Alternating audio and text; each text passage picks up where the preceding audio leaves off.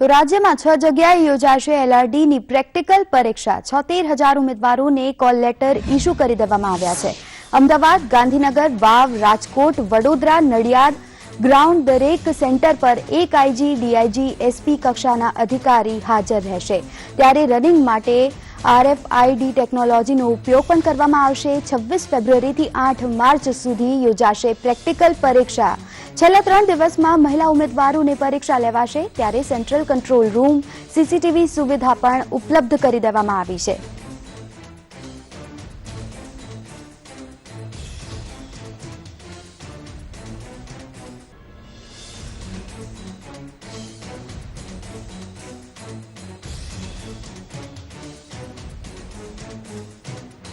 સંવાદદાતા રોનક શાહ અને આશુતોષ પણ અમારા સાથે જોડાયા છે। રોનક, સૌથી પહેલા આપને પૂછવા માંગીશ, આજે એક્ઝામ યોજાવા જઈ રહી છે, શું વધુ વિગતો પ્રાપ્ત થઈ રહી છે? તંત્ર દ્વારા કેવી સુરક્ષા વ્યવસ્થા કરવામાં આવી છે?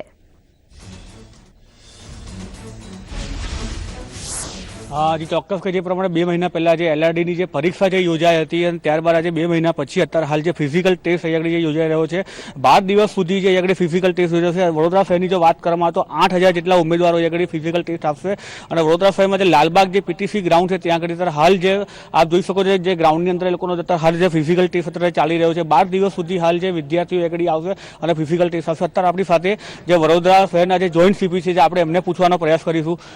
સર, શું કહેશો જે પ્રમાણે આજે એલઆરડીની જે ફિઝિકલ જે ટેસ્ટ જે યોજાઈ રહ્યો છે, કેટલા સર ઉમેદવારો આગળ છે અને કેટલા દિવસ ચાલશે આ?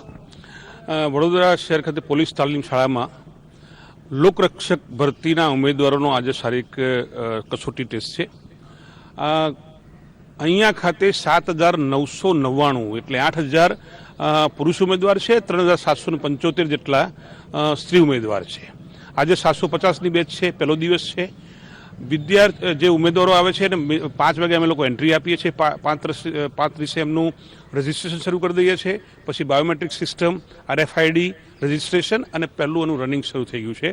આજે પહેલો દિવસે શરૂઆત થઈ ગઈ છે અને અમે 0 એરરથી કોઈ પણ પ્રકારની માનવીય ભૂલ ન થાય એટલા માટે એજન્સીઓ હાયર કરેલી છે અને બધું ઇલેક્ટ્રોનિક્સ સિસ્ટમથી કામગીરી થાય છે, એટલે હ્યુમન એરર થવાની શક્યતાઓ લગભગ નહિવત છે અને કોઈ પણ વ્યક્તિને અન્યાય ન થાય એની પૂરતી કાળજી લેવામાં આવી છે। એ સિવાય જે કંઈ એમને લોજિસ્ટિક સપોર્ટ આપવો જોઈએ, વોટરનું છે, બેસવાની જગ્યા, આ બધું એમને આપવામાં આવ્યું છે, એટલે શાંતિથી સંપૂર્ણ સારા માહોલમાં એ પોતાની શારીરિક ટેસ્ટ આપી શકે એવા તમામ પ્રયત્નો કરવામાં આવેલા છે અને એના પગલાં લેવામાં આવેલા છે। સર, શું કહેશો જે પ્રમાણે જ્યારે પરીક્ષા યોજાઈ હતી એલઆરડીની ત્યારે 1 કલાક પહેલા પેપર ફૂટી ગયું હતું, આજે કોઈ અવ્યવસ્થા ના સર્જાય કે કોઈ ના થાય એના માટે પોલીસ તંત્ર દ્વારા શું પગલાં લેવામાં આવે છે? એક તો અમે 4 વાગ્યાથી એ લોકોની એન્ટ્રી આપવાનું શરૂ કરી દઈએ છીએ, એટલે ત્યાં કોઈ બહારની જગ્યાએ બધા ભેગા નહીં થાય અને એને મુશ્કેલી ના પડે અને સમયસર એ લોકોને એન્ટ્રી મળી જાય। એના 3 ભાગ પાડવાના છે। પહેલી બેચ અમારી 5:30 શરૂ થાય છે, બીજી છે 7:30 શરૂ થાય છે અને ત્રીજી 8 વાગે શરૂ થાય છે। એટલે આ ત્રણેય બેચો જે છે, ત્રણેય બેચના ટાઈમિંગમાં એ લોકોને સફિશિયન્ટ ટાઈમ આપીએ છીએ કે જેના કારણે એ લોકો પોતાની જગ્યા લઈ શકે, પોતાનું રજિસ્ટ્રેશન કરાવી શકે અને એમને બિલકુલ શાંતિપૂર્ણ માહોલમાં પોતાની ટેસ્ટ આપી શકે એવા પ્રયત્નો કરવામાં આવ્યા છે। સર, આ 12 દિવસની અંદર દરરોજ સર કેટલા વિદ્યાર્થીઓ, પરીક્ષાર્થીઓ ફિઝિકલ ટેસ્ટ આપશે અને મહિલાઓ માટે ક્યારની બેચ છે? આજે પહેલો દિવસ છે, એમાં 750 જેટલા ઉમેદવાર છે। આવતીકાલથી 1,500 જેટલા ઉમેદવાર છે અને મહિલાઓ માટે 6, 7, 8 અને 9 એ રિઝર્વ ડે રાખેલો છે। એમાં મહિલાઓ છે એ 3,775 છે, એમને 3 દિવસમાં લેવામાં આવશે અને ધારો કે કોઈ સંજોગો, કોઈ કારણવશાત કોઈ ઉમેદવાર આવી નહીં શક્યા હોય અને એમને અગાઉથી પરવાનગી માગેલી છે તો અમારો રિઝર્વ ડે છે એ રિઝર્વ ડેના એમાં એમને કન્સિડર કરવામાં આવશે। આની ચોક્કસ કે આપણી સાથે આ જે જોઈન્ટ સીપી જે હતા કશે ભાટી સાહેબ એમને જણાવ્યું હતું કે જે પ્રમાણે 12 દિવસ સુધી આ એક્ઝામ ચાલશે અને આજે જે વાત કરવામાં આવે તો 750 જેટલા ઉમેદવારો આજે અહીંયા ફિઝિકલ ટેસ્ટ આપશે અને કાલથી 1,500 જેટલા જે ફિઝિકલ ટેસ્ટ અત્યારે જે વિદ્યાર્થીઓ આપશે એલઆરડી પરીક્ષા માટે। જી રોનક, આપ જોડાયેલા રહેજો અમારી સાથે। હવે આશુતોષ, આપ હાલ ક્યાં છો અને એલઆરડીની પ્રેક્ટિકલ પરીક્ષા યોજાવા જઈ રહી છે, ત્યારે તંત્ર દ્વારા ઉમેદવારો માટે કયા પ્રકારની ખાસ સુવિધાનો ઉપયોગમાં આવે તે બંદોબસ્ત ગોઠવવામાં આવ્યો છે? જી સૌમ્યા, આજથી લઈને 8મી માર્ચ સુધી એલઆરડીની પ્રેક્ટિકલ જે પરીક્ષા છે તેનો પ્રારંભ જે છે થઈ ચૂક્યો છે.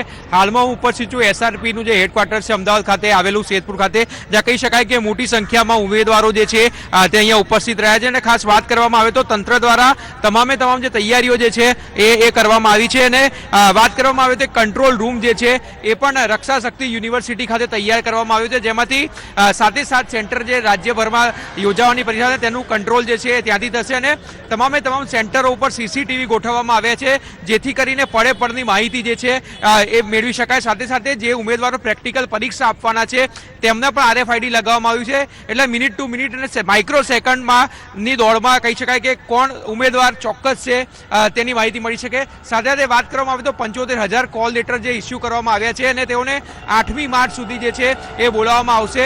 વાત કરવામાં આવે તો આજે પહેલો દિવસ છે, એટલે લગભગ 750 ઉમેદવારો તમામે તમામ સેન્ટર પર બોલાવવામાં આવે છે. ત્યારે આવતીકાલથી 1200 અને ત્યારબાદ 1500 ઉમેદવારો જે છે એ તેમને બોલાવવામાં આવતા છે. આપણી સાથે લોકો જોડાયા છે તે રાજ્યભરમાંથી આવે છે. શું કહેતો, ક્યાંથી આવ્યા છો ખાસ કરીને, અને શું આશા અપેક્ષાઓ છે? કારણ કે પહેલા પેપર ફૂટ્યું હતું અને ત્યારબાદ પરીક્ષા લેવાઈ હતી, અને હવે આજથી પ્રેક્ટિકલ પરીક્ષાનો પ્રારંભ થઈ રહ્યો છે. ત્યારે જે પેપર પહેલાં ફૂટ્યું એ ફૂટવું ના જોવે, કારણ કે એ ફૂટવાથી આ વિદ્યાર્થીઓની અને જ્યાં લોકોની મહેનત હોય છે એના પર પાણી ફરી જાય છે, એટલે આ પેપર ફૂટવું ના જોવે. એમ શું આશા પ્રેક્ટિકલ પરીક્ષાને લઈને? કારણ કે દોડ સૌથી મહત્વની હોય છે પોલીસ દળમાં. દોડ સૌથી મહત્વની હોય છે, કારણ કે જે નિરાશ થઈ ગયા છે બધા વિદ્યાર્થીને, જે પાણી ફર્યો છે એ ઘડી ઘડી પાણી ના ફરે એવી આશા અમે રાખી છે અમારી વિદ્યાર્થીને. ક્યાંથી આવ્યો છે? હું મહેસાણા બાજુનો વતની છું, વિજાપુર તાલુકાનો વતની છું. ઉંદરાસણ ગામ છે મારો. હું લગભગ 3 વાગ્યાનો આવ્યો છું. તો સૌમ્યા, ઉમેદવારો જે છે એ સમગ્ર રાજ્યમાંથી આવે, વિજાપુરથી આવે છે, મહેસાણા જિલ્લાથી આવે છે, એટલે કહી શકાય કે તેમની એક જ આશા છે કે જે પરીક્ષા જે છે એ કહી શકાય કે સમતોલ યોજાય અને તમામે તમામ જે વ્યવસ્થાઓ કરવામાં આવી છે તેમાં ક્યાંક ને ક્યાંક ચૂક ન રહી જાય. જી આશુતોષ, આપ અમારા સાથે જોડાયેલા રહેજો. રહીમ, હું આપના પાસે આવવા માંગીશ અને જાણવા માંગીશ કે હાલ શું પરિસ્થિતિ, તંત્ર દ્વારા કેવી સુરક્ષા વ્યવસ્થા કરવામાં આવી છે કે લોકોને હાલાકીનો સામનો ના કરવો પડે?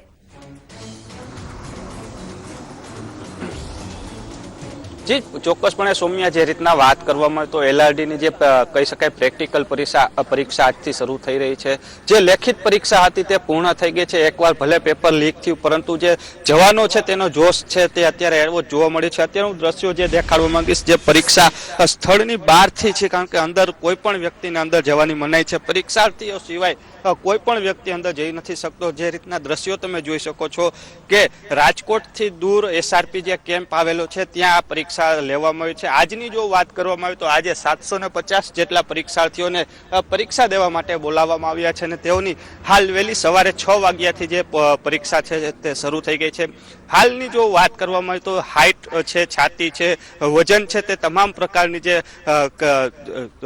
પરીક્ષા લેવાતી હોય છે તે લેવાઈ રહી છે. અને ત્યારબાદ અંતે તેની જે રાઉન્ડ મારવાના હોય છે, જે રાઉન્ડ છે અત્યારે તમે જોઈ શકો છો તે શરૂ થઈ ગયા છે. પરીક્ષાર્થીઓ જે પોતાની પરીક્ષા આપી રહ્યા છે, તો બીજા અનેક એવા પણ વિદ્યાર્થીઓ છે કે જેઓ બહાર ઊભા છે અને જોઈ શકે છે, જેઓને પરીક્ષા દેવાની બાકી છે, તેઓ અત્યારથી જે તૈયારીઓ પણ કરી રહ્યા છે. આપણે તેમની સાથે વાત કરીશું, તેઓ શું કહી રહ્યા છે.